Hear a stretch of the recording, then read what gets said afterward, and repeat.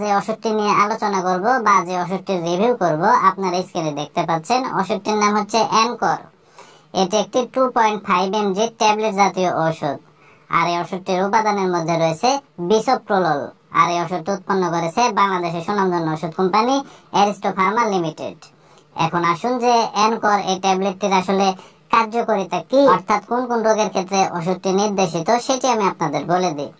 তো অ্যানকর ট্যাবলেটটির 1 নম্বর যে কার্যকারিতা সেটি হচ্ছে উচ্চ রক্তচাপ নিয়ন্ত্রণে ওষুধটিকে ব্যবহার করা হয়। অর্থাৎ যাদের হাই ব্লাড প্রেশার বা উচ্চ রক্তচাপ আছে, সেই হাই ব্লাড প্রেশার বা উচ্চ রক্তচাপকে নিয়ন্ত্রণ করতে অ্যানকর এই ট্যাবলেটটিকে ব্যবহার করা হয়। 2 নম্বর যে কাজটি করে সেটি হচ্ছে এনজিনা পেক্টোরিস রোগে ওষুধটিকে ব্যবহার করা হয়। অর্থাৎ হার্টের কারণে বুকের যে ব্যথা হয় বা হার্টের বিভিন্ন ধরনের সমস্যার কারণে বুকের যে ব্যথা হয় সেটি নিরাময় করতেও মূলত অ্যানকর এই ট্যাবলেটটিকে ব্যবহার করা হয়। 3 নম্বর যে কাজটি করে সেটি হচ্ছে হার্ট ফেইলিওর রোগে ওষুধটিকে ব্যবহার করা হয়। তো যাদের হার্ট ফেইলিওর রোগ আছে তাদের ক্ষেত্রেও অ্যানকর এই ট্যাবলেটটিকে খুবই কার্যকরী ওষুধ হিসেবে ব্যবহার করা হয়। তো সাধারণত ওষুধটির কার্যকারিতা বলতে গেলে এগুলোই।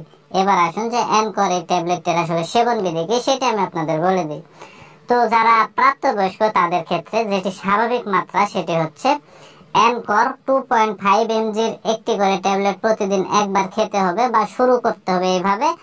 আর পরবর্তীতে 5 mg একটি করে ট্যাবলেট প্রতিদিন একবার করে খেতে হবে। তবে রোগের তীব্রতার উপর নির্ভর করে ডোজের মাত্রা কম বা বেশি হতে পারে। আর এই ওষুধটির উপাদানের প্রতি অর্থাৎ বিসোপ্রোললের প্রতি যদি কোনো রোগের অত্যন্ত সংবেদনশীলতা থেকে থাকে তাহলে সেই সকল রোগীরা কিন্তু ওষুধটিকে সেবন করতে পারবে না।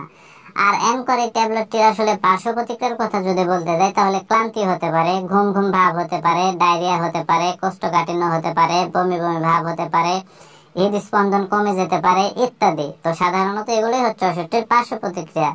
আর বিশেষ করে যে সকল রোগীদের বৃক্ক অথবা যকৃতের অকার্যকারিতা আছে সেই সকল রোগীদের ক্ষেত্রে অবশ্যই অ্যানকর এই ট্যাবলেটটিকে সতর্কতার সাথে সেবন করতে হবে।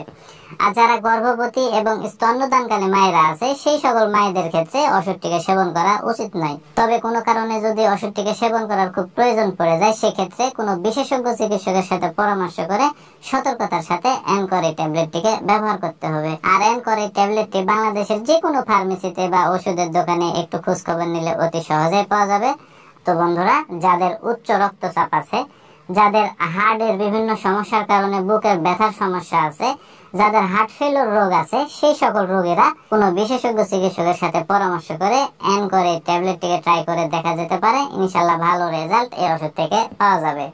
তো বন্ধুরা, এই ভিডিও দেখে যদি আপনাদের এতটুকু ভালো লেগে থাকে তাহলে অবশ্যই ভিডিওতে একটা লাইক করে দিবেন। আর এই ভিডিওটি যদি আপনি ফেসবুক পেজে দেখে থাকেন তাহলে অবশ্যই পেজটি ফলো করে রাখবেন।